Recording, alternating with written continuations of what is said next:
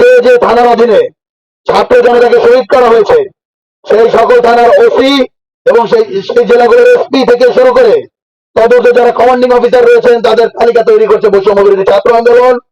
এই তালিকাটি আইসিটি ট্রাইব্যুনালে জমা পূর্বক মামলার সিদ্ধান্ত নিয়েছে বৈষম্য বিরোধী ছাত্র আন্দোলন। 2 নম্বর আমাদের যে কর্মসূচি যেটি চলমান রয়েছে সেটি হলো ইন্ডিমনিটি অর্ডিন্যান্স রাষ্ট্রপতি কর্তৃক জারি দৃষ্টিতে আইন উপদেষ্টা এবং স্বরাষ্ট্র উপদেষ্টার সাথে মত বিনিময় করবে বৈষম্য বিরোধী ছাত্র আন্দোলন।